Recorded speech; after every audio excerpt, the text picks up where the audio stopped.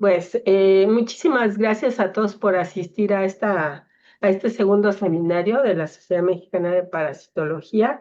Les pedimos una disculpa a los que se conectaron a las 4:30. Hubo ahí un error. Normalmente es a las 5, y estábamos haciendo los preparativos para la conexión con Facebook. Pero bueno, qué bueno que se conectaron otra vez. Bienvenidos todos. Y en esta ocasión tenemos como ponente a la doctora Laila Gutiérrez Cove, que nos va a presentar este seminario: Si se muere, me muero, estrategias utilizadas por la Leishmania y Trypanosoma para inhibir la apoptosis de la célula hospedera. Les voy a leer una breve semblanza de la doctora Laila. La doctora Laila Gutiérrez Cove es bióloga de la Facultad de Ciencias de la UNAM, maestra en ciencias del área de bioquímica. Obtuvo el doctorado en investigación biomédica básica en 1996 y posteriormente realizó una estancia postdoctoral con el doctor David Moser de 1997 a 1999. En este último año se incorporó, bueno, en 99 se incorporó como profesora de tiempo completo en el Departamento de Medicina Experimental de la Facultad de Medicina de la UNAM. Y en 2017 se incorporó como responsable del Laboratorio de Inmunofisiología Celular en la Unidad de Investigación UNAM-INC, ubicada en el Instituto Nacional de Cardiología Ignacio Chávez. Las líneas de investigación de la doctora Gutiérrez Cove han estado siempre enfocadas a las estrategias utilizadas por diferentes parásitos para evadir la respuesta inmune del hospedero. Su producción científica a la fecha cuenta con 45 artículos internacionales indizados, 2 artículos nacionales indizados y 9 capítulos de libro. Sus proyectos de investigación han sido financiados por el CONACYT, o CECITI ahora, PAPIT, DEGAPA, UNAM y la Facultad de Medicina. La doctora Gutiérrez Cove es miembro del Sistema Nacional de Investigadores desde 1992. Tiene nivel 2 actualmente y es nivel D del PRIDE. Pues le damos las gracias a la doctora Laila Gutiérrez por aceptar esta invitación a que nos comparta sus hallazgos, que espero que, como en todos los seminarios, aprendamos muchas cosas y nos llevemos muchas preguntas a trabajar a nuestros laboratorios. Gracias, Laila. Ay, sí. Bueno, muchísimas gracias. Muchísimas gracias a la doctora Emma Saavedra, quien fue la que me contactó para que yo les presentara mi trabajo. Bueno, una parte del trabajo que he llevado a cabo en los últimos años y bueno, estoy muy contenta de presentárselos y espero que sea de su agrado. Bueno, como ya se comentó, el título es si se muere, me muero. Y entonces escogí ese título porque lo que implica es que para un organismo patogénico intracelular, si la célula hospedera se muere, pues él se muere. Entonces, él tiene que evitar que la célula se muera y pues para esto los organismos patogénicos pues son magos para a lo largo de la evolución haber desarrollado cuanta estrategia han podido para poder sobrevivir en la célula hospedera. Entonces, perdón. Bien. Entonces, los hechos con lo que iniciamos es que los organismos patogénicos intracelulares dependen temporalmente de la célula hospedera para sobrevivir. ¿Por qué temporalmente? Porque después de un tiempo, pues, se reproducen, lisan a la célula, invaden otra, puede ser que invadan una diferente, y entonces, por eso es una temporalidad. Pero algunos permanecen por mucho más tiempo. Entonces, pero bueno, lo que es un hecho es que dependen de la célula hospedera, tienen una dependencia metabólica en muchos aspectos, y entonces la célula hospedera no le puede pasar nada, porque entonces si no el organismo patogénico pues no puede sobrevivir. La célula hospedera, a su vez, tiene muchos mecanismos de defensa para impedir la infección. Uno de estos es la apoptosis, que es un tipo de muerte celular programada, con la cual la célula se va muriendo y entonces pues se va destruyendo la casa donde ya se acomodó el organismo patogénico, se empiezan a caer todo, y entonces ese es como el balance, ¿no? O sea, uno quiere vivir y la otra no quiere vivir porque ya no quiere estar infectada. ¿Cuál es la consecuencia de esto? Es que a lo largo de la evolución, los organismos patogénicos intracelulares han desarrollado múltiples estrategias para modular la apoptosis de la célula hospedera.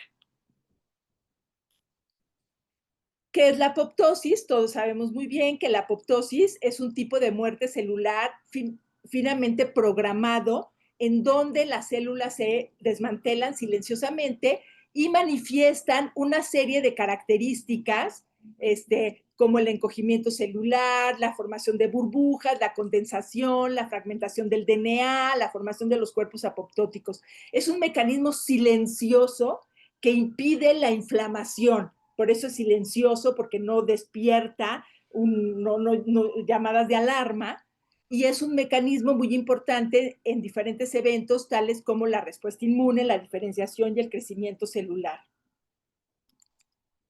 La apoptosis se puede inducir por diferentes vías. Se han agrupado pues, desde el punto de vista didáctico en tres principales, que claro está, como pasa con todos los sistemas en los seres vivos, todas están absolutamente relacionadas unas con otras, pero se distinguen principalmente la vía de extrínseca, iniciada por receptores, de la familia del TNF principalmente, la vía de perforina granzima, que son estas moléculas que son secretadas por células como los linfocitos T citotóxicos y las NK, o puede ser un daño interior que empieza adentro de la célula, como por ejemplo daño al DNA, hipoxia, fármacos, etcétera. Y entonces estos daños pues también hacen que la célula no pueda ya sobrevivir. Pero bueno, sea cual sea la vía de activación, todas confluyen en la activación de unas proteínas que se encuentran en condiciones basales como simógenos, y estas proteínas se van a activar y a su vez van a activar a otras proteínas y que van a ser las causantes de la demolición celular.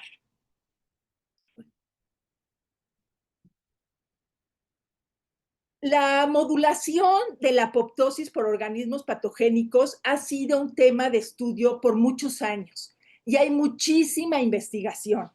Se ha analizado por bacterias, por hongos, por protozoarios. Es un tema interesantísimo que a mí me ha llamado la atención desde hace muchos años, y verdaderamente las estrategias que despliegan los organismos patogénicos son impresionantes. Pueden desplegar estrategias que frenen a nivel de la vía extrínseca, a nivel de TNF, a nivel de FAS. Podríamos tardarnos mucho tiempo en explicar esta diapositiva, donde vienen ejemplos de diferentes bacterias como Brucella, clamidia, y organismos patogénicos protozoarios como toxoplasma. Pero bueno, solamente se las quise poner para que vieran ustedes cómo hay todo un despliegue de estrategias que han desarrollado los organismos patogénicos para impedir la apoptosis. Y en algunos casos, estimularla en el caso de células que los dañan, como por ejemplo los linfocitos, para aquellos organismos que sufren de la respuesta inmune celular. También pueden inhibir la vía intrínseca, que es esta vía que les hablé, que se inicia por estímulos letales intrínsecos. También hay varios organismos patogénicos que ya se sabe que pueden inhibir a las caspasas, que pueden inhibir a proteínas reguladoras, ¿sí? Entonces, bueno, el objetivo de presentarles estas diapositivas así a grosso modo es para ver esta importancia de la vía apoptótica y cómo el organismo patogénico a lo largo de la evolución se han seleccionado estas estrategias para impedir que la célula entre en apoptosis. Bien. Cuando yo regresé durante el postdoctorado empecé a trabajar con Leishmania. Yo en el doctorado había trabajado con Amiba, y pues ya a raíz del postdoctorado me introduje en el campo de los organismos patogénicos intracelulares, que la verdad se me hace muy apasionante. Y bueno, no me voy a detener mucho en esto. Saben ustedes que es un organismo patogénico que es agente causal, es endémico en México y que pues es un problema de salud pública y pues ya ahorita no me puedo detener en todos los detalles del problema que representa para México la leishmaniasis, pero bueno, lo que es importante saber que causa varias formas clínicas, la cutánea localizada y difusa, la mucocutánea, la visceral, que es transmitido por un flebótomo del género Lutzomia en América y Flebotomus en Europa y Asia y África, y que pues es impresionante el abanico de manifestaciones clínicas que presenta, y son varias las especies que son patógenas del hombre. Específicamente, bueno, antes de pasar a eso, bueno, del ciclo de vida tampoco me voy a detener mucho, pero bueno, lo que todos sabemos, o bueno, en el campo de la parasitología, que hemos visto muchos ciclos de vida, el parásito es transmitido por el insecto vector y el parásito entra a diferentes células. Una de las primeras células con las que entra en contacto es con el neutrófilo, después que se le ha considerado un modelo como de caballo de Troya, que como que lo transporta y ya finalmente es captado por macrófagos. Y una célula muy importante que tardó en ser reconocida como hospedera de Leishmania, de hecho cuando yo empecé, pues todavía estaba así como que costaba trabajo que aceptaran que la célula dendrítica era una verdadera hospedera de Leishmania. Entonces, las células dendríticas también son hospederas de Leishmania y son unas células que son muy importantes en la leishmaniasis porque dadas todas las capacidades de estas células, tienen una gran en la leishmaniasis, pues de ellas depende un poco la desviación hacia una respuesta protectora o hacia una respuesta que permita la progresión de la enfermedad. Entonces, bueno, como les había mencionado hace un momentito, en México tenemos los tres tipos todos los tipos de leishmaniasis, pero el que más abunda es la leishmaniasis cutánea, tanto localizada como difusa, y definitivamente el principal agente causal de la leishmaniasis cutánea en México es Leishmania mexicana. Entonces nosotros, desde que yo empecé a trabajar en este campo, cuando me incorporé, tuve la oportunidad de incorporarme en el laboratorio de la doctora Becker, en la unidad de investigación de medicina experimental de la Facultad de Medicina, pues entonces yo empecé a trabajar con Leishmania mexicana y con células dendríticas. Entonces esta es una imagen de una célula dendrítica que se purificó en el laboratorio, donde está absolutamente infectada, y otros autores ya han demostrado que las células dendríticas, que la Leishmania mexicana, perdón, modula la maduración de las células dendríticas y modula la producción de interleucina 12. Bien, bueno, las células dendríticas son una población diversa, como lo dijo en paz descanse Steinman, son las coronelas del sistema inmune, son las que verdaderamente orquestan la respuesta inmune, y hay de todos tipos. Y bueno, aquí quiero llamar su atención a esta población de células dendríticas derivadas de monocitos, que es el modelo que nosotros trabajamos de monocitos humanos, y es un modelo muy interesante porque es el que permite trabajar con células humanas, porque de otra manera, pues sí sería muy complicado trabajar un modelo humano, y este modelo, pues es un modelo muy apropiado. Y bueno, ya lo sabemos, las células dendríticas pues son células que captan antígenos en su estado inmaduro, son absolutamente fagocíticas, aunque también costó trabajo que se aceptara esto, y pasan por un estado de maduración en donde se vuelven las grandes presentadoras de antígeno y que son las únicas capaces de presentar antígenos a linfocitos T vírgenes en el nódulo linfático, y pues esto las hace como que las iniciadoras de esta respuesta inmune y las que conectan a la respuesta inmune innata con la adaptativa. Específicamente las células con las que trabajamos nosotros son, como les dije, humanas. Entonces aquí está una parte de la batería de marcadores que las caracterizan, que claro, esto, pues de que yo empecé a donde vamos ahorita, pues se ha ampliado muchísimo, y pues y en esta diapositiva hago otra vez hincapié en muchas de las características que tienen estas células y que les permite, como les dije, reconocer organismos patogénicos y fagocitarlos y después migrar, tienen esa otra propiedad importantísima, al nódulo linfático para llevar a cabo la presentación. Bien, entonces, y como también ya les había mencionado, las células dendríticas, aunque costó trabajo que esto fuera reconocido, cuando yo empecé mi plaza, pues todavía como ya les dije, todavía estaban así como que no las veo muy así tan importantes en la leishmaniasis, y poco a poco, gracias a los trabajos de investigadoras como la doctora Moll, Esther von Stebut, Yasmín Belkeid, etcétera, pues cada vez se fue reconociendo y pues ya hasta la actualidad que pues sí son súper reconocidas en su papel en la leishmaniasis. Entonces, como les dije, las células dendríticas al activar a linfocitos T vírgenes, pues van a desviar la respuesta hacia una TH1 o TH2, y de eso, claro, no es absoluto, no es una división total, pero sí es un paso muy importante hacia tener un fenotipo más hacia la progresión o hacia la protección.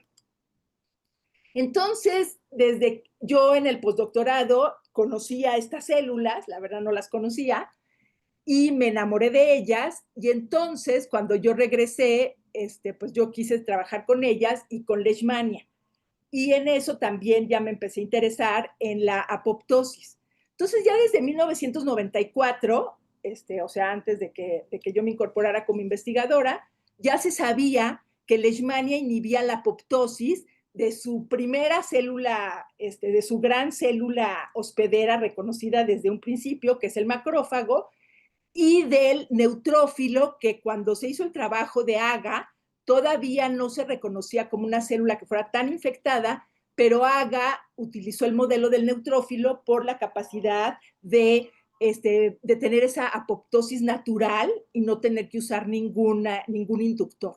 Entonces, la pregunta que nos hicimos originalmente fue, si las células dendríticas son hospederas importantes de leishmania, ¿el parásito inhibirá la apoptosis como se ha demostrado en otras células? Cuando nosotros hicimos esto, no se sabía nada de qué pasaba con las células dendríticas.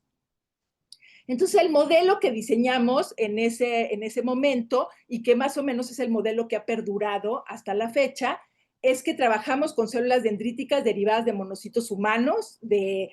Nos pareció un modelo muy interesante porque es humano, y porque todavía aquí en México es posible conseguir agregados leucocitarios, entonces pues es un modelo muy interesante.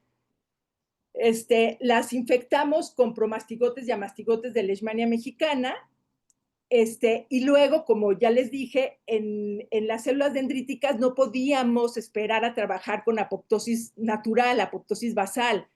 Entonces, muchísimos de los trabajos que se han hecho con modulación de apoptosis por diferentes organismos patogénicos se han hecho con inductores de apoptosis.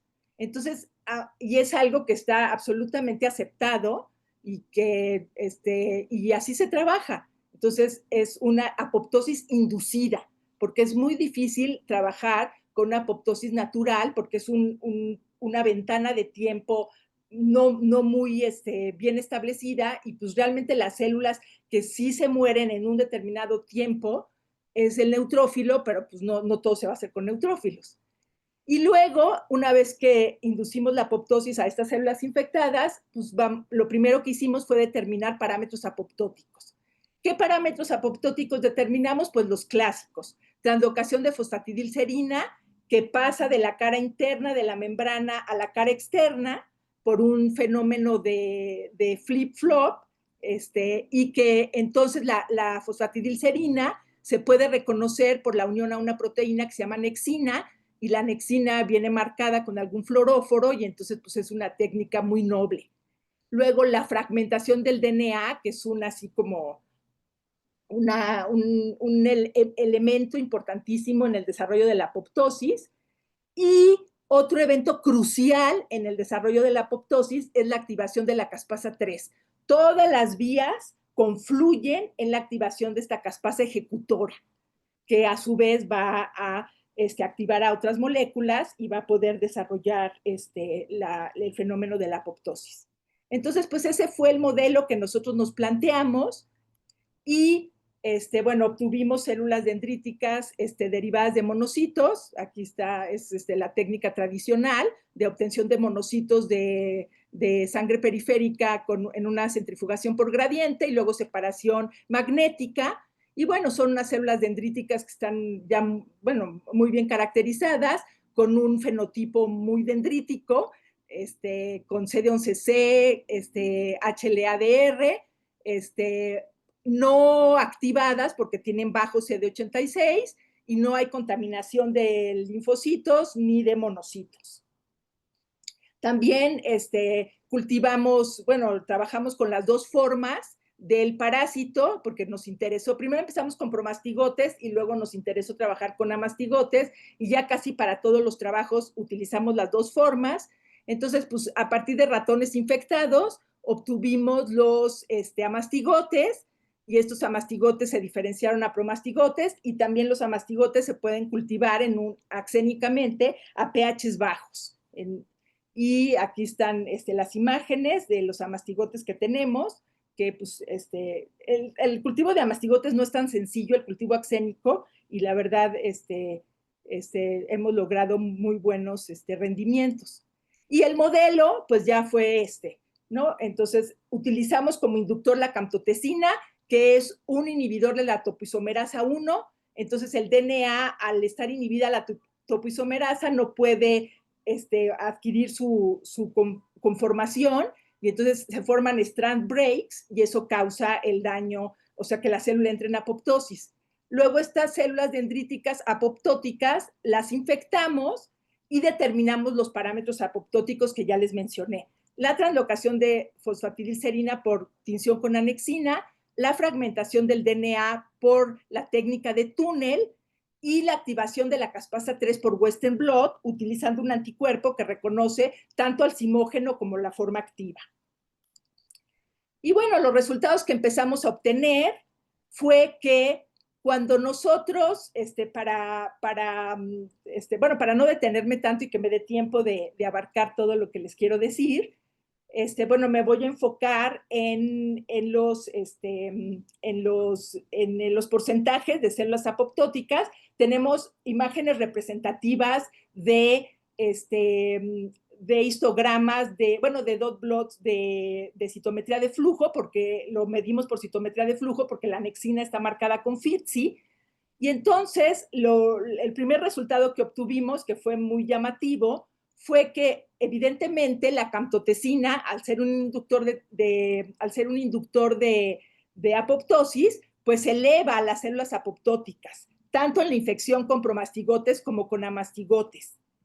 Y de manera muy interesante, cuando las células están infectadas con leishmania, que es en este caso de promastigotes, el porcentaje de células apoptóticas disminuye, ¿sí? Disminuye. Aquí lo tenemos. Las células regresan todas al cuadrante donde no ha habido un movimiento, un desplazamiento hacia el canal de FITC, ¿sí? Incluso también regresan, o sea, en el desplazamiento del canal en este caso usamos yoduro de propidio. Entonces, el evento con promastigotes pues es muy determinante de cómo el parásito disminuye absolutamente la translocación de la fosfatidilcerina inducida por la camptotecina. Y en el caso de los amastigotes, de manera interesante, bueno, empezamos porque aquí, pues yo creo que eran otros bofis de otra fuente, no recuerdo bien, pero bueno, tuvimos una mayor apoptosis basal. Aquí está camptotecina. Aquí está el parásito sin camptotecina y de manera muy interesante baja la apoptosis basal que teníamos sin ningún estímulo y el parásito con camptotecina disminuye pero no fue tan absoluto el evento como lo encontramos con promastigotes. Entonces, pues aquí sí empezamos a encontrar diferencias entre una forma y otra. Luego, lo siguiente que vimos fue la fragmentación del DNA. La fragmentación del DNA la estudiamos con la técnica de túnel, que es esta enzima, que es la desoxinucleotidil transferasa terminal, que se une a extremos del DNA, o sea, se une cuando el DNA está fragmentado, y la enzima está marcada. Entonces, en este caso, pues fue una tinción con peroxidasa, y entonces la vimos por el microscopio óptico. Y aquí tenemos el basal con CAMTO, se amplifica la fragmentación del DNA y al infectar las células disminuye. Y lo mismo ocurrió con amastigotes. Aquí tenemos el basal, los amastigotes de la infección, con CAMTO, que hasta hay mucha pérdida de células, y con CAMTO y parásitos, disminuye, o sea, hay tinción, pero pues se ven muchísimas células que están en muy buen estado. Entonces, bueno, esto fue una microscopía electrónica que la hicimos con amastigotes y no con promastigotes, y pues las células se ven súper bonitas, infectadas. Esto es camptotecina, y cuando está infectada, pues se ve mucho mejor que cuando está con camptotecina. O sea, el parásito es lo que yo siempre digo, el parásito es así como la fuente de la juventud, rejuvenece a las células. Y finalmente, dentro de los parámetros apoptóticos, pues lo que quisimos ver fue la caspasa, esta molécula en la que culminan todas las vías apoptóticas, y pues el resultado también fue muy llamativo, en donde la camptotecina produjo el fragmento activo de la caspasa, y cuando las células se infectaron, aunque estuvieran tratadas con camptotecina, bajó muchísimo el fragmento activo, ¿sí? Y lo mismo ocurrió en el caso de los amastigotes. Aquí, bueno, como fueron artículos diferentes, pues el orden a veces no fue el mismo, pero bueno, aquí está camptotecina, vean ustedes el fragmento activo muy presente, y vean ustedes cómo disminuye de manera significativa cuando las células están tratadas con camptotecina y están tratadas con camptotecina y están infectadas. Entonces, una vez que demostramos que los amastigotes y los promastigotes de Leishmania mexicana disminuyen diferentes parámetros apoptóticos, la pregunta fue, ¿a través de qué mecanismo? ¿Cómo lo hace el parásito? ¿Qué hace para lograr detener la apoptosis de la célula? Entonces, pues, volteamos a ver a las mapsinasas. Las mapsinasas participan en apoptosis. Cuando hay una señal de estrés, se activan de manera muy importante JNK y P38, y esto finalmente lleva a la liberación del citocromo C y a la activación de caspasas. Entonces, el modelo que utilizamos, bueno, y esto también quisiera llamar su atención, de que también haya mucha descripción de cómo los diferentes organismos patogénicos intracelulares, todo ese trabajo se hizo con intracelulares, bueno, esta revisión, también tienen unas estrategias impresionantes para modular, y entre ellas modular la vía de las mapsinasas. Y entonces el modelo fue muy parecido a lo que ya vimos, la inducción con camptotecina, la infección, y aquí lo que hicimos fue ver qué efecto tenía el parásito en la fosforilación de estas sinasas, y luego, si inhibíamos estas sinasas, qué pasaba con algún parámetro apoptótico como la fragmentación del DNA. Y lo que vimos, pues también fue muy llamativo. También en un caso, en el caso de promastigotes, hicimos una cinética, porque fue posterior al trabajo de amastigotes. En el caso de amastigotes no, pero bueno, aquí lo que, o sea, para no detenerme con detalle, a donde quiero que vean, a lo que quiero llamar su atención, es que definitivamente cuando las células dendríticas, bueno, primero, la camptotecina induce la fosforilación de las sinasas, eso ni hablar, aquí lo tenemos y aquí lo tenemos. Cuando las células se infectan, la fosforilación de las sinasas baja. Entonces aquí está el efecto más impresionante, y aquí lo tenemos hasta casi desaparecer a las 24 horas. Entonces el parásito, acuérdense, las mapsinasas son proapoptóticas. Entonces el parásito dice, a ver, yo voy a impedir que te fosforiles porque yo no quiero. Entonces, esto es para P38. Si vemos JNK, lo mismo. Lo mismo, ¿sí? Este es con camptotesina. Vean ustedes la disminución. Y aquí tenemos, bueno, JNK tiene dos isoformas. La isoforma que verdaderamente desapareció fue JNK1. Entonces, lo mismo. La infección con leishmania frena la fosforilación de las mapsinasas. Al frenar la fosforilación de las mapsinasas, pues se detiene, es una forma de detener la apoptosis.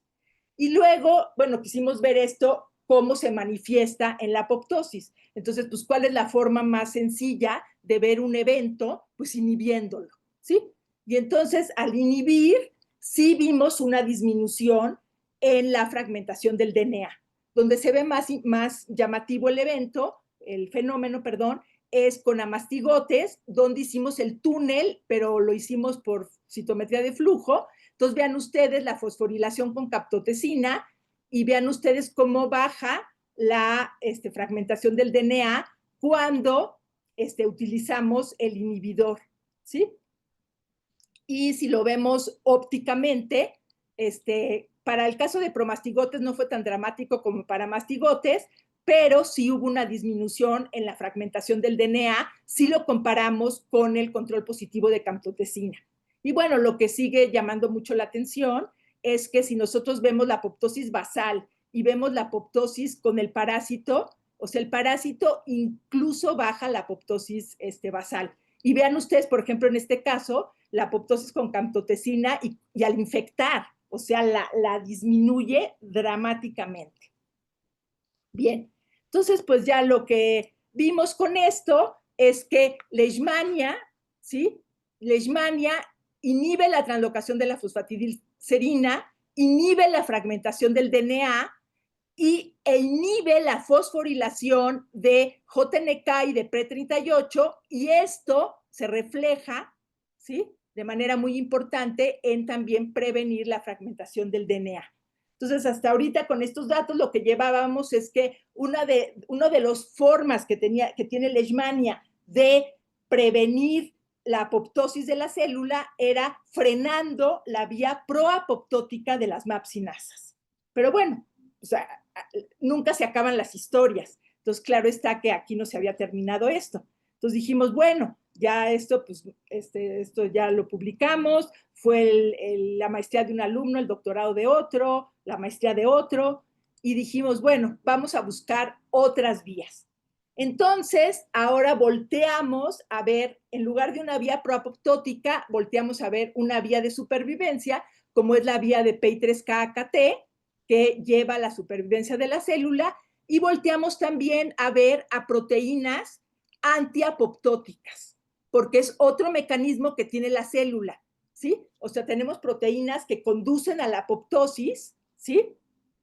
Que conducen a la apoptosis, que van a formar los poros, como VAX y VAC, o tenemos proteínas antiapoptóticas que van a impedir que se lleve a cabo la permeabilidad de la membrana mitocondrial, como son BCLXL, BCL2 y MCL1.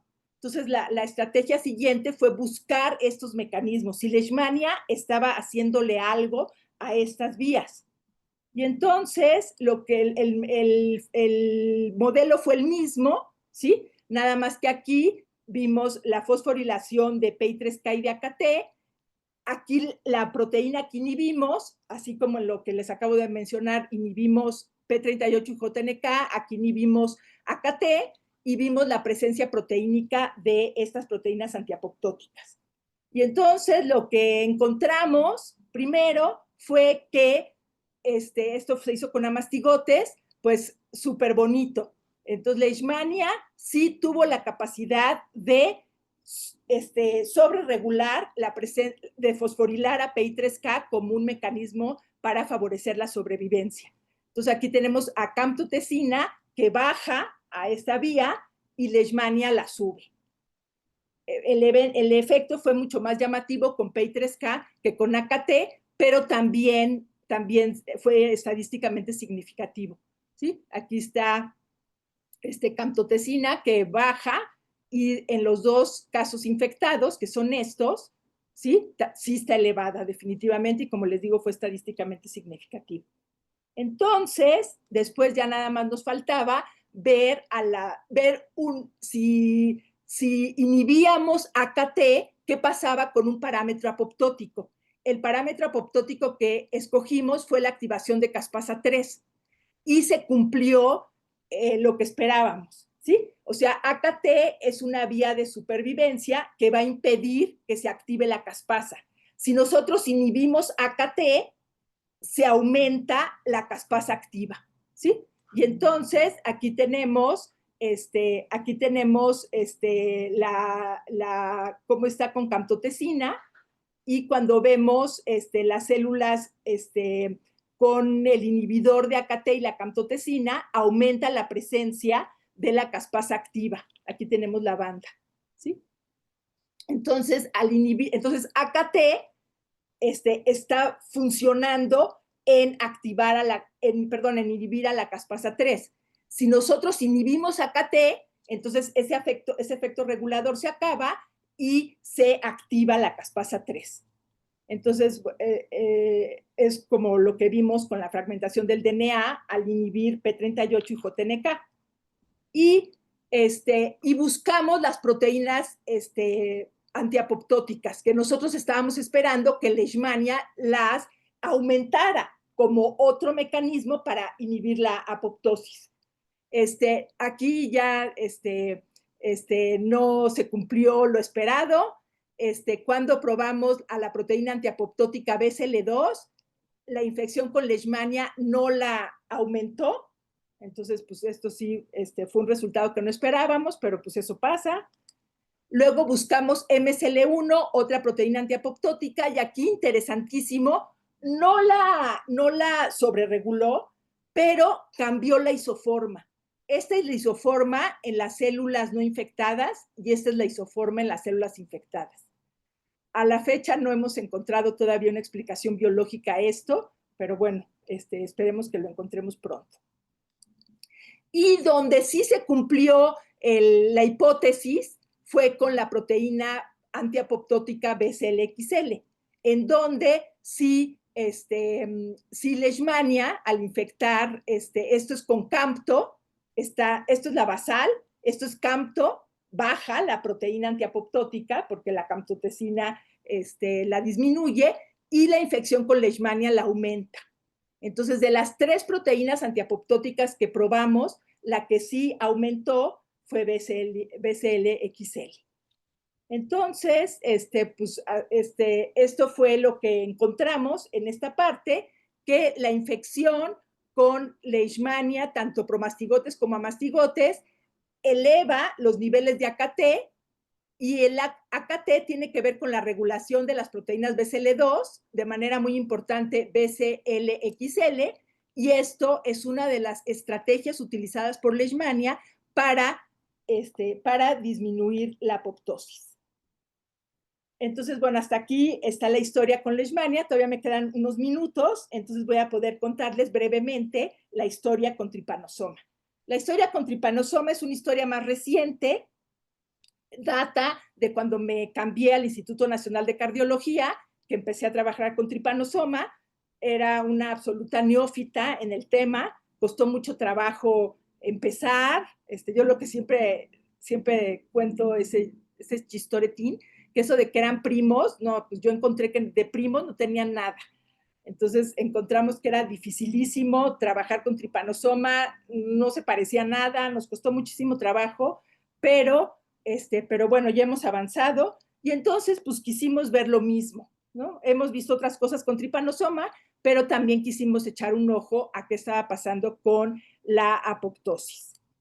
Entonces, bueno, un dato muy interesante que fue lo que nos hizo dar un giro, bueno, un cambio, fue que, como todos ustedes saben, Trypanosoma es una sola especie, a diferencia de Leishmania, la que causa Trypanosomiasis americana, pero tiene una gran variabilidad genética representada por todas las unidades discretas de tipificación.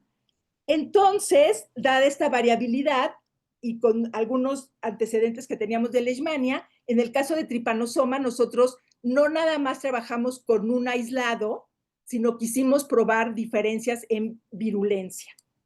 Entonces, bueno, aquí de manera muy interesante, bueno, nada más pongo esto para ver que, bueno, el modelo que en este caso nosotros trabajamos fue el modelo de cardiomiocitos, o sea, miocitos cardíacos, o sea, sacados de corazón, y bueno, ya los antecedentes que se tienen de tripanosoma es que ya se sabe que el parásito inhibe la apoptosis de los cardiomiocitos y de los astrocitos. En el caso de los astrocitos tiene que ver con la infección, la coinfección con HIV, pero entonces nosotros lo que hicimos fue obtener cardiomiocitos de ratones neonatos. Entonces, pues eso ha sido un trabajal, porque imagínense obtener corazones de esos ratoncitos y de ahí obtener los cardiomiocitos, pero se ha logrado.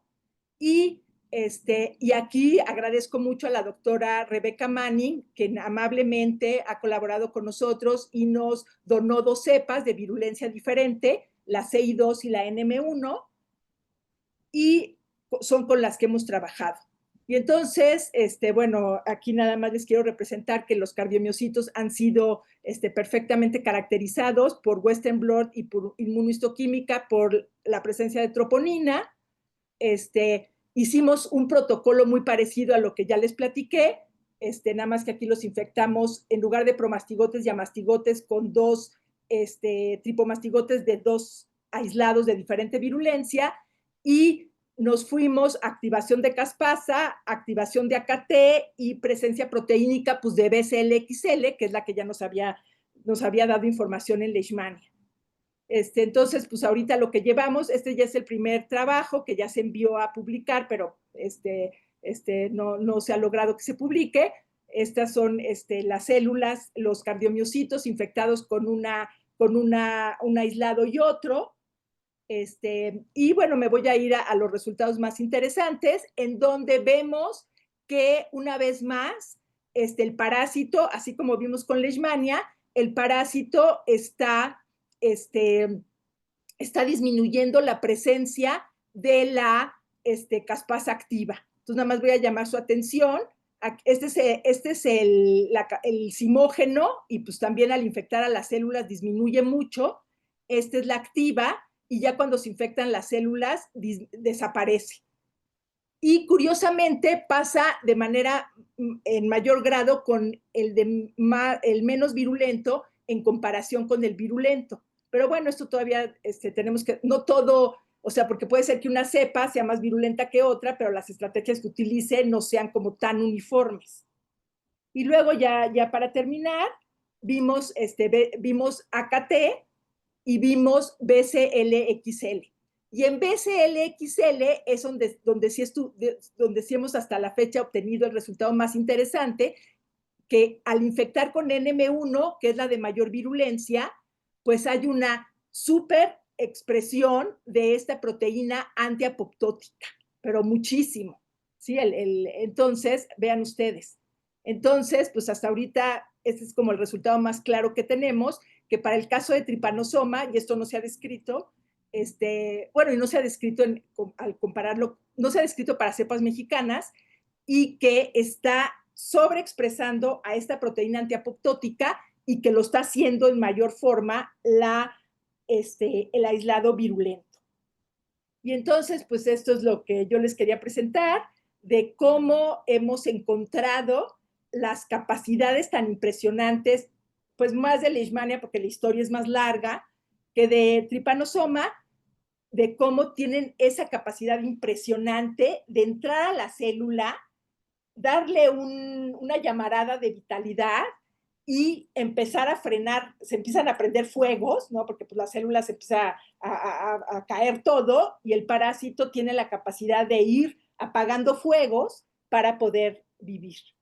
Y bueno, estos son más o menos los participantes, que espero no haya olvidado a nadie, los presentes y los pasados, y pues todos han colaborado enormemente para que obtengamos estos datos. Y pues muchísimas gracias.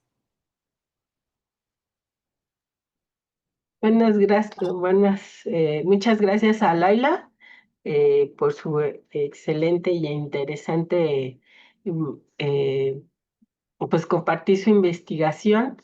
Eh, Todavía no tenemos preguntas. Por favor, anímense a tener sus preguntas. Pueden también alzar la mano y darles el micrófono si quieren hacer una pregunta en vivo.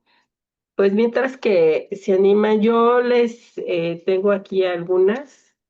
Ah, Que no veo manitas levantadas o alguna pregunta en los chats. No sé si en Facebook hay alguna pregunta en Facebook. a la Ah, doctora. la doctora Rebeca quiere hacer su pregunta. Y Rebeca, ¿me Hasta el dejas leer momento no la del veo chat? claro. Ahí había una, a ver, de Juan Garimata. Bueno, primero Luz Martínez pregunta que si esta proteína antiapoptótica en trypanosoma podría ser blanco para posteriores experimentaciones que contribuyan a una vacuna. Ay, pues lo que pasa es que es una proteína del hospedero. Entonces, si tú, o sea, es más complicado, ¿no? Utilizarla como un blanco porque es del hospedero. Pero bueno, todo esto, el buscar las estrategias de cómo modula y de cómo impide la apoptosis, porque entonces nosotros lo que queremos en un modelo para llevar a cabo pues un tratamiento o una vacuna, pues es que el parásito, la célula se le caiga encima, no, que ya no esté viviendo tan cómodo. Entonces, pues el encontrar los mecanismos, pues sí, con inhibidores, pues un poco lo que está pasando en cáncer, ¿no? Nada más que, o sea, en cáncer quieren que las células se mueran. Y bueno, aquí, por un lado, pues también es lo que, digo, sí, también un poco lo que queremos es que se muera, porque el parásito es impresionante la capacidad que tiene o sea, pues como se los mostré, si tú ves una célula infectada y una célula basal, la célula infectada por un tiempo está en mucho mejor condición. Entonces, pues sí, en un futuro, pues todos estas vías de señalización, como está ocurriendo en todos los tratamientos, inhibidores, todas estas moléculas, pues sí nos van a dar luz sobre posibles blancos terapéuticos. Sí, gracias. Rebeca, si haces tu pregunta. Sí, muchas felicidades, Laila, un trabajo muy bonito.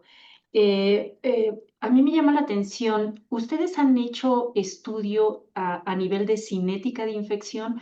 Porque yo pensaría que en algún momento el parásito probablemente sí esté rescatando de alguna manera la célula y mantenerla viva para poder continuar con el ciclo de vida. Pero ¿qué pasa cuando ya el ciclo alcanza el punto final previo alisar la célula y liberarse? Actualmente no se sabe cuál es el mecanismo que participa en esta salida. Se ha pensado que probablemente es una ruptura mecánica. Sin embargo, no es lo que vemos experimentalmente. Sí logramos ver que a veces salen los parásitos sin lisar la célula, pero en otras ocasiones, pues sí, efectivamente, yo pensaría que sí es un mecanismo mediado y que no es por una cuestión de tipo mecánico, de que ya está tan llena la célula que tiene que romperla para liberar los parásitos, probablemente revierta este mecanismo. Y entonces sí utilice el activar la apoptosis de la célula y que esto favorezca el que pueda completar el ciclo y liberarse. Entonces me llama la atención si ustedes han hecho alguna cinética y ver en qué momento o si durante todo el tiempo se mantienen estos mecanismos de controlar la apoptosis. Sí, es una pregunta súper interesante, y sí es algo que lo tenemos contemplado. Sí, definitivamente, no, sí, o sea, le diste en uno de los clavos, exacto. O sea, hasta qué momento dura esto. O sea, era lo que yo les decía, los organismos patogénicos necesitan controlar la apoptosis temporalmente, porque después de alguna manera, pues tienen que liberarse o hay otros mecanismos. Entonces, sí, para el caso de ser interesantísimo hacer una cinética. Es un trabajo muy complicado porque bueno, todos los que trabajan con tripanosoma, a diferencia de Leishmania, en Leishmania el nivel de infección es muy controlable y muy cuantificable, es muy manejable. En el caso de tripanosoma es una barbaridad. O sea, que nosotros no la conocíamos, esa barbaridad. Entonces, ya tenemos cuantificaciones de parásitos haciendo un análisis, un estudio de lisis, lisamos a las células, recuperamos y son los parásitos recuperados los que contamos. Entonces, más o menos ya lo tenemos eso montado y sí es algo muy interesante hacer hacerlo a más tiempo. Sí, definitivamente es algo que se debe hacer. Gracias, gracias, Laila. Juan Garimata te felicita por tu trabajo y presentación y pregunta si tienen alguna pista de los mecanismos de acción detrás de alterar los patrones de expresión de proteínas relacionadas con la apoptosis. Si tienen después de la infección, si hay alguna pista. Híjole, no, eh, no, la respuesta es no. Es muy difícil, bueno, porque todavía en el caso de tripanosoma que se escapa del citosol, perdón, que se escapa el citosol, todavía podrías pensar en que ahí está, ¿no? Y entonces ahí podría estar manipulando algo. Pero en el caso de Leishmania, que está contenido en un fagolisosoma, ¿cómo tiene acceso a estas vías de señalización? Entonces, porque ya se ha buscado, se han buscado LPG, bueno, moléculas de superficie, hay trabajos de inhibición de apoptosis, buscaron LPG, algo, ¿no? Que estuviera secretando el parásito y que fuera el responsable, se han inactivado los parásitos, pero no, de todo lo que yo he buscado y de todo lo que he leído, el acercamiento del parásito a estas moléculas y cómo lo logra, todavía como que no se tiene mucha idea. Sí, gracias, Lai. Eder Yavet Reyes, si quieres preguntar, que la pregunta sea breve, por favor. Sí, muchas gracias. Felicidades, doctora, por su presentación, muy interesante. De hecho, estaba pasando cultivo de leishmania. Y mi duda, aquí es sobre la parte de T-Cruci. Tal vez es un poco más de experimental. ¿Por qué decidieron utilizar células del corazón y no, pues, empezar un poco la experimentación tal vez con células fagocíticas o algún otro tipo de célula? Sabiendo que la infección o el ciclo biológico pues no de primera instancia llega al corazón, sino pues primeramente tiene un previo contacto con este tipo de células. Sí, tienes excelente pregunta. Sí, tenemos los dos modelos, pero por azares del destino, por alguna razón, el modelo de macrófago avanzó mucho en una parte donde vimos la participación de la enzima arginasa y también el parásito, cómo la controla en su beneficio. Pero en el modelo de apoptosis como que nos topamos con muchos obstáculos y entonces empezaron paralelos, macrófagos y cardiomiocitos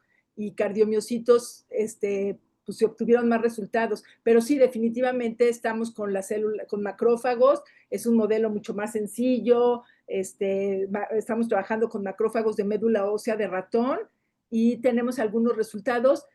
Por ejemplo, ya sabemos que el parásito también disminuye la activación de la caspasa 3, pero sí, tienes toda la razón, pues había que empezar por ahí. Y sí empezamos, pero la suerte no nos acompañó y nos acompañó un poquito más en cardiomiocitos. Ok, doctora, muchas gracias. Felicidades. Gracias. Sí, creo que te preguntaban un poquito lo mismo, Rogelio Gómez, que por qué se usaron corazones de neonatos. Podría estar más o menos relacionada a la respuesta que diste. Sí, porque solamente, sí, es un modelo, podríamos decir, no sé, o sea, quizás un poquito, ¿cómo le podríamos llamar? Un poquito pues, invasivo, un poquito O sea, si ahorita tratamos de reducir las cosas a usar los menos animales posibles, pues no es un modelo muy apropiado desde ese punto de vista. Y en cambio los macrófagos sí.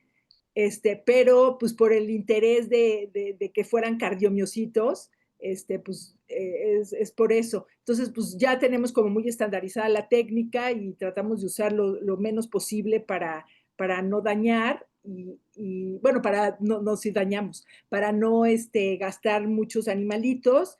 Y pues a mí me gustan mucho los modelos, los cultivos primarios, o sea, yo soy de cultivo primario, entonces no, casi yo no he trabajado nada con líneas y tienen que ser de neonatos porque solamente es más, neonatos de 2 días, 2, 3 días, si no, ya no obtienes la... Pero ahora vamos a dar un paso adelante y ya vamos a empezar a trabajar con células embrionarias para diferenciarlas a cardiomiocitos y ya dejar un poquito a los ratones neonatos. Y otra pregunta de Ofelia Córdoba Paz Soldán. Felicitaciones y pregunta si por la capacidad inhibidora de la apoptosis podría la leishmania estar relacionado con cuadros de carcinoma por su capacidad de evasión de la muerte celular. Bueno, bueno, lo que hace leishmania es, bueno, sí podría, o sea, porque como leishmania está, sí, definitivamente, como leishmania está haciendo que la célula viva, entonces, pues sí favorece definitivamente si hay un desarrollo de una malignidad, pues leishmania pues, le vendría súper bien porque está inhibiendo que la célula se muera. Sí, gracias. Pregunta Adrián. Dice, buenas tardes. Antes que nada, muchas gracias por compartir sus conocimientos y felicidades por sus aportes. Y dice, un paciente con leishmania que tiene más de 50 años con la lesión en la oreja y que sabemos que es leishmania por el entorno y por familiares que tuvieron, ¿por qué no salen, supongo, los parásitos en los frotis realizados? Bueno, en la leishmaniasis cutánea localizada, por la temperatura de la oreja, es el tejido donde el parásito es absolutamente mutilante, como que en otras partes del cuerpo la leishmaniasis cutánea localizada puede pues incluso curar, ¿no?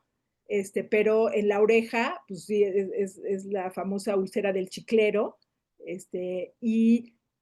pero sí, sí llama la atención porque pues sí, pero bueno, ya puede ser que ya sea como un daño tisular, y que ya no se necesiten tantos parásitos, pero como que sí sería de esperar que sí hubiera algunos, pero sí, lo que sí se sabe es que permanece durante mucho tiempo porque la temperatura lo favorece y entonces por eso queda tanto tiempo y por eso causa tanto daño en la oreja.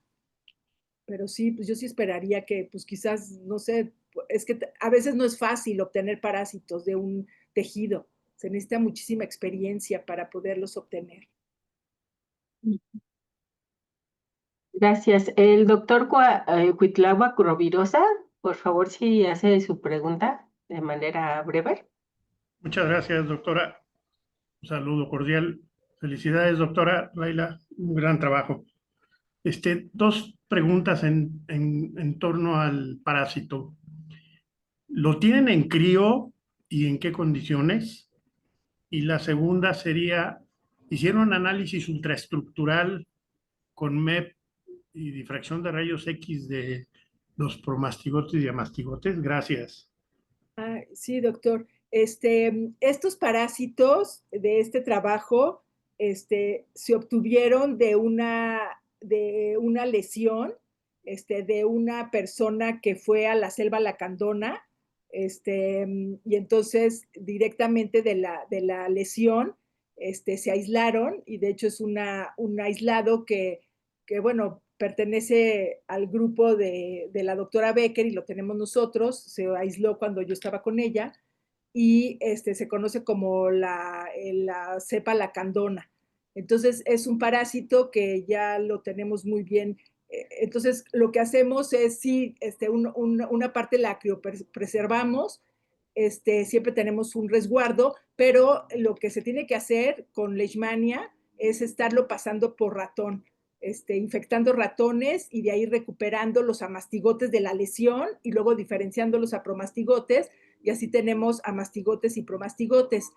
Y no hemos hecho ningún, o sea, solamente tenemos pues análisis microscópicos, pero de microscopía óptica, bueno, nosotros, de esta cepa lacandona, bueno, claro, demostramos absolutamente que era mexicana, una serie de cosas, pero no, más allá no hemos hecho. No, nada más eh, por la forma de cultivarlos y sabemos perfectamente con qué forma estamos trabajando, por los diferentes pHs a los que se cultivan, por su morfología, pero sí, en lo que sí somos muy cuidadosos es tenemos unas cepas en muy buenas condiciones porque pasan mucho por ratón. Pero sí, el análisis más allá sería muy interesante, pero no lo hemos hecho. Muchas gracias, doctora. Muchas felicidades. Muy amable. Gracias. Tenemos dos preguntas más. Por Facebook preguntan que si han visto qué hacen estos parásitos con el complejo proteasomal en estos procesos de apoptosis. No lo hemos visto. No, en ese aspecto no hemos trabajado nada. Y Ofelia Córdoba Pasoldán pregunta que dice, ¿existen diversas especies de Leishmania que causan diferentes presentaciones clínicas, desde cutánea hasta visceral? ¿Considera que la activación del tipo de proteínas proapoptóticas, supongo, o antiapoptóticas serían iguales en esta diversidad de especies de Leishmania? No, diferentes. Se ha encontrado mucha diferencia entre las especies que se han probado. Bueno, no mucha, pero sí se ha encontrado diferencia y incluso diferencia intraespecífica. Nosotros tenemos resultados preliminares que no hemos avanzado para publicar, de la propia Leishmania mexicana, de dos aislados, uno proveniente de una localizada, que es la lacandona, y uno proveniente de una difusa, de una paciente que tuvo leishmaniasis difusa. Y si tú ves su comportamiento frente a la inhibición de la apoptosis, es diferente. Entonces, sí, bueno, la respuesta, para ser breve, es que sí hay diferencias entre las diferentes especies de Leishmania. Y lo que se ha reportado, sí, hay diferencias en cuanto a las células. Nosotros trabajamos un poquito con macrófagos, células dendríticas, y era diferente. Y los reportes que hay con amazonensis, con Major, sí hay diferencias. Sí, definitivamente las especies de Leishmania sí tienen algunas estrategias un poquito diferentes. Creo que no hay más preguntas.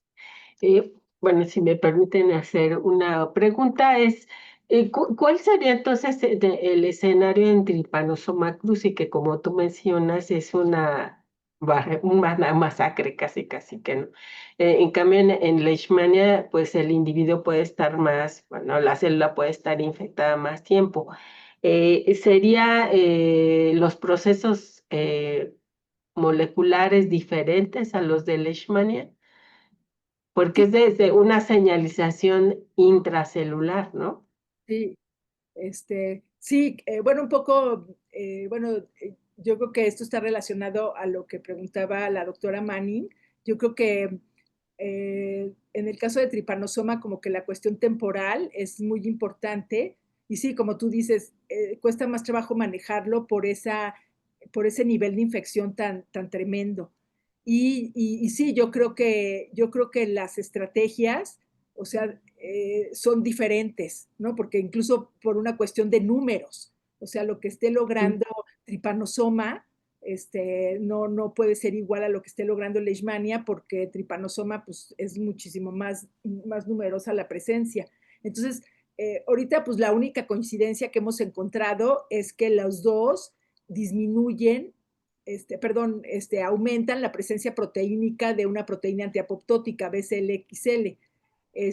También los dos recurren a la vía de supervivencia PI3K, pero yo creo que desde el punto de vista temporal y desde el punto de vista de efectividad, sí debe haber muchas diferencias entre ambos parásitos, dado sus patrones infectivos. Y en el caso, por ejemplo, en la del trypanosoma cruzi, en la enfermedad en la etapa crónica, que ya tienes digamos, la parasitemia ya casi no hay en sangre, pero en tejidos, ahí se parecería un poco más a la leishmania, en la que hay una infección latente del trypanosoma y ya no es tan explosiva como en la fase aguda, y ahí a lo mejor otros mecanismos antiapoptóticos estarían emergiendo, supongo. Sí, exacto. Sí, un poco también contestando a la pregunta que me hicieron de por qué no empezamos con fagocíticas, que sí empezamos, como ya les platiqué, pero un poco también la idea de los cardiomiocitos es por esta idea de ver qué está pasando en ellos, porque finalmente son los que se quedan en la fase crónica.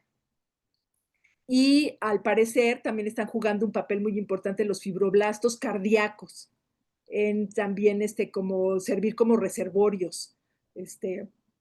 Entonces, pues también ya empezamos a analizar eso y sí, definitivamente lo que tú dices es muy cierto. Ya en esa fase ya podría tener es muy probable que los mecanismos utilizados sean más similares a lo que hace Leishmania, pero en la fase aguda pues sí está mucho más difícil. O sea, es tan explosivo esto. O sea, yo creo que tal vez Trypanosoma ni necesita mucho inhibir la apoptosis. O sea, porque entra, se duplica como loco y ya se va. Y entonces como que dice, o sea, si te mueres de... Rompe todo, ajá, Exacto, rompe todo. muy explosivo.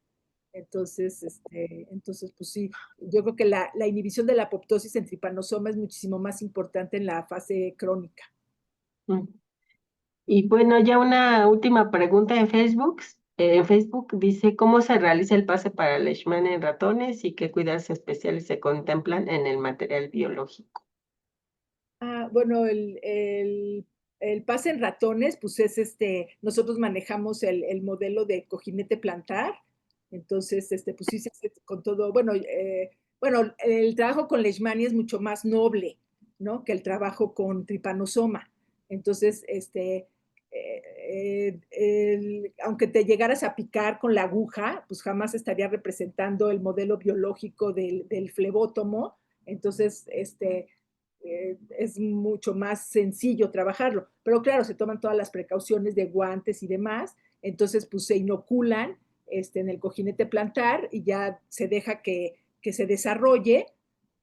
Bueno, utilizamos ratones susceptibles a Leishmania mexicana, utilizamos principalmente Valve C y bueno, bueno, tenemos campanas para el trabajo con Leishmania, se utilizan campanas, o sea, no es o sea, son campanas para cultivo celular, no se necesita una protección más allá, claro, en un cuarto de cultivo, con guantes, pero pues como les digo, el trabajo con Leishmania es un trabajo mucho más noble, porque el tipo de infección, pues es mucho, o sea, como les digo, un piquete, aparte que tienes guantes y todo y tienes mucho cuidado, y luego ya del cojinete plantar, ya se hace un macerado, se pasa por mallas, y ya se obtienen los amastigotes, y esos amastigotes son los que se diferencian a promastigotes y ya son los que se empiezan a utilizar. Y solamente dejamos como 6, 7 pases. O sea, nunca tenemos un cultivo que tenga más de esos pases porque ya es un cultivo que ya ha perdido virulencia. Espero que con esto haya contestado la pregunta.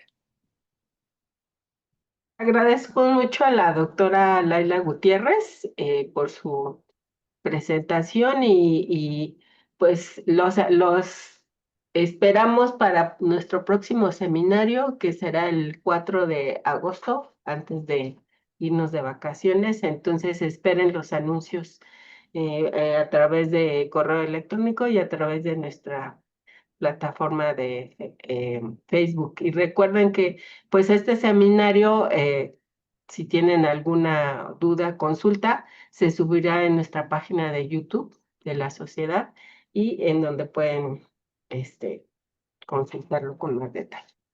Agradecemos a la doctora Laila Gutiérrez y nos Muchas vemos gracias hasta la por la próxima.